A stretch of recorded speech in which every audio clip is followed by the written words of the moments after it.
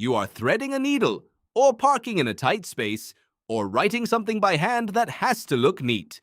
The task is small and it needs precision, and without deciding to, without even noticing, the tip of your tongue slides out to the corner of your mouth.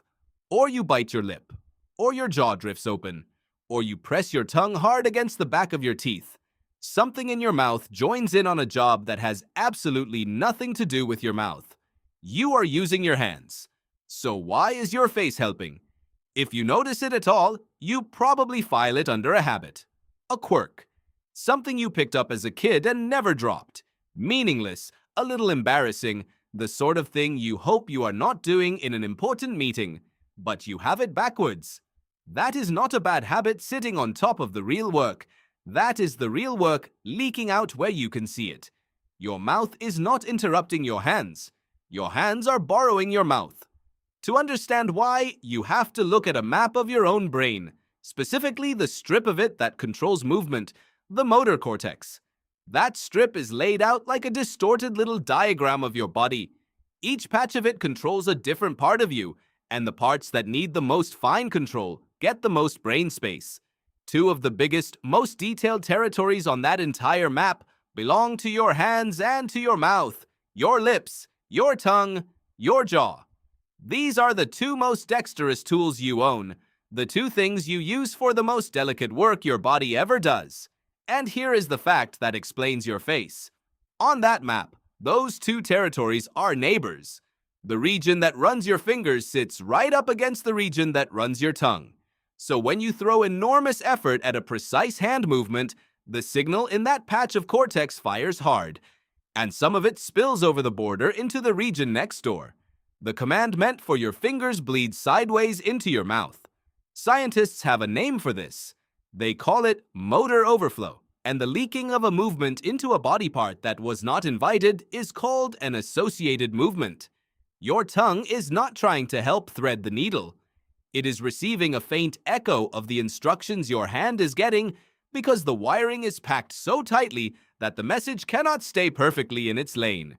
There is a beautiful piece of evidence for this. A researcher named Gillian Forrester watched young children doing tasks and found that when they concentrated on precise work, the tongue did not just come out at random. It tended to poke out and sit to the right side of the mouth.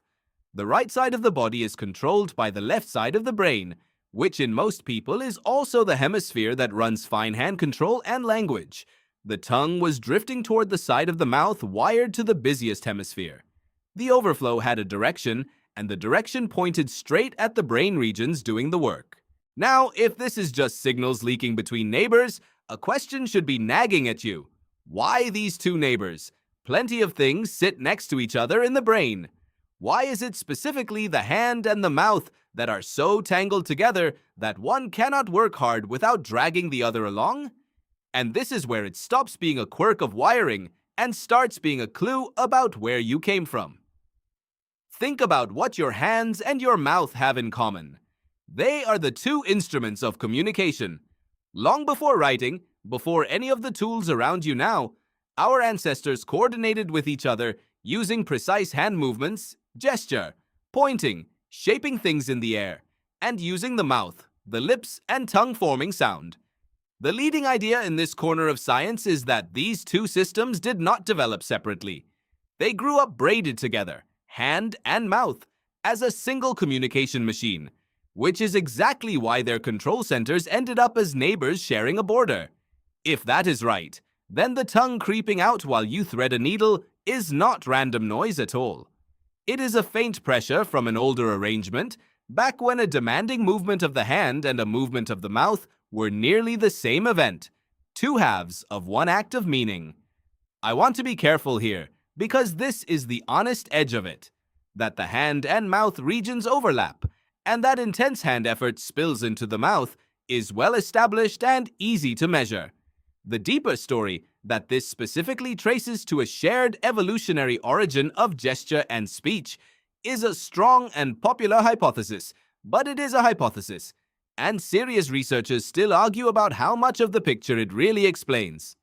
So hold that part a little more loosely than the rest. But notice what the overflow quietly tells you about yourself either way. It is far stronger in children whose brains have not yet built up the inhibition that keeps signals in their lanes. As you grew, you got better at suppressing it, walling the hand region off from the mouth region, which is why an adult can thread a needle stone-faced. So when your tongue does slip out now, as an adult, it means the task was hard enough to punch through years of practiced suppression. Your face is not being childish. Your face is reporting accurately that you have hit the edge of your fine motor control, the exact point where your brain is working hardest. And there is one more thing hiding in this, which ties it to something you already know about yourself. This is the same brain that gestures while you talk, that moves your hands for a listener who cannot even see them. The hand and the mouth, forever leaking into each other, in both directions. When you speak, your hands move. When your hands work, your mouth moves.